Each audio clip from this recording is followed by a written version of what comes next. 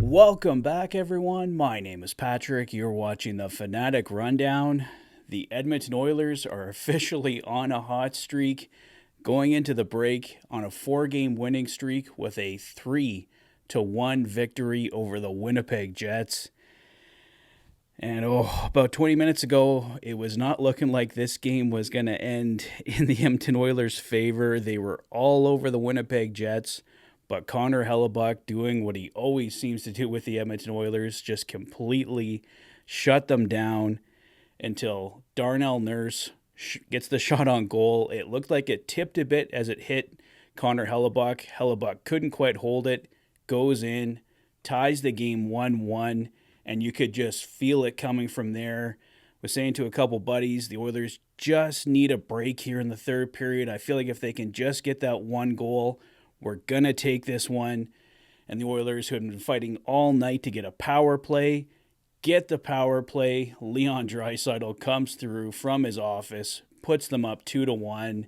And Ryan McLeod, he's been fighting it all year, playing well here and there, but just couldn't get that tying goal, or just get a tying goal, get a goal, period. Finally gets a goal, an empty netter. So it's not quite the same as getting one, the regular way, but an empty netter could at least give him some confidence, and he finishes off this one to get the Oilers the much-needed 3-1 victory. They improved to 9-12-1 on the year. Yeah, I agree, B-Mac. This team has completely turned it around here.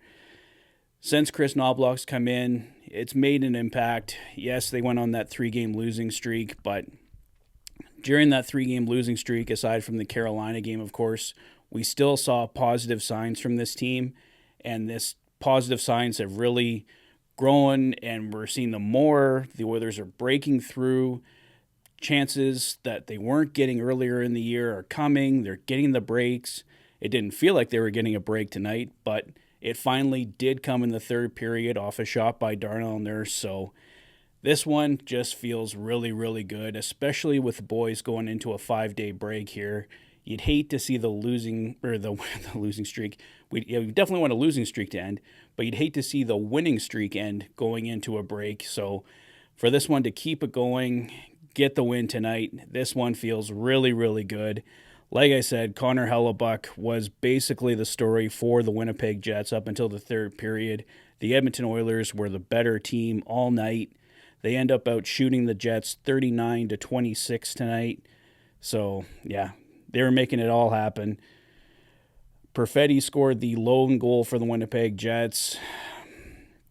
Aside from that, you almost saw the Jets not get much of anything going. Stuart Skinner did make some key saves here and there, especially when it was still just a one-goal game. So he bailed them out when he had to, But, yeah, the Oilers coming through here. Connor McDavid was excellent on faceoffs tonight, killing on those. The Oilers overall 71% on the faceoff to Winnipeg's 29%.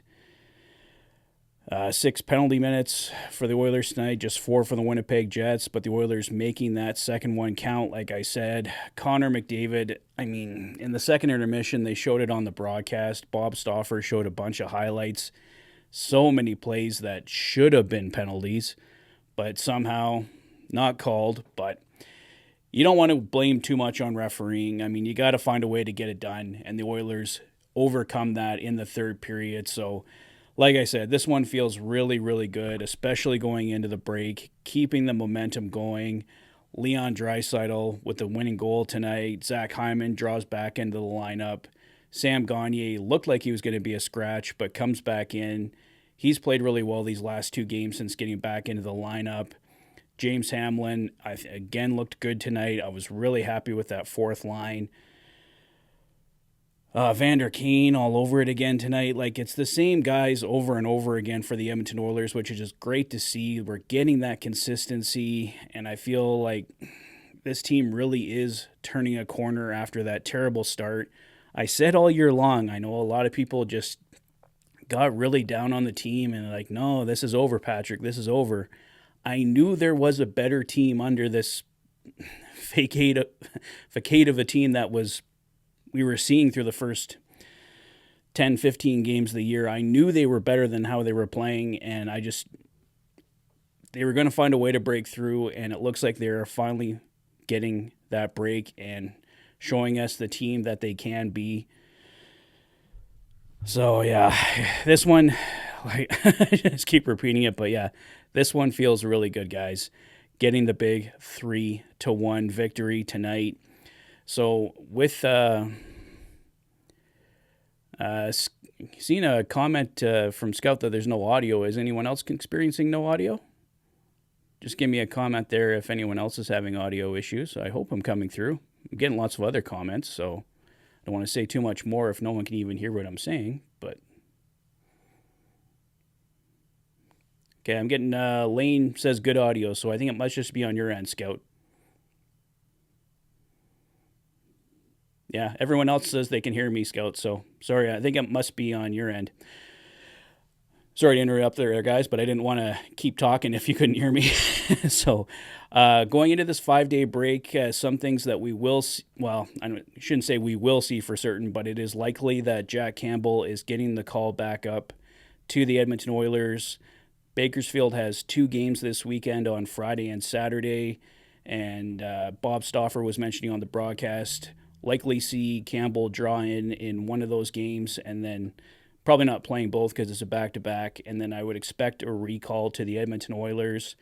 And with Jack Campbell coming back up, we will have to likely see a forward head back down to the Bakersfield Condors to make the cap space work.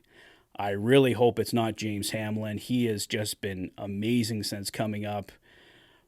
I'm guessing maybe Adam Ernie goes. I don't know who the Oilers will ultimately go with. Ernie, I guess Gagne's an option, but I really don't think Gagne should be going down either. Hamlin's played really well, so yeah, let me know your guesses in the comment section below who ultimately goes down, because it looks like Jack Campbell will be coming back up here.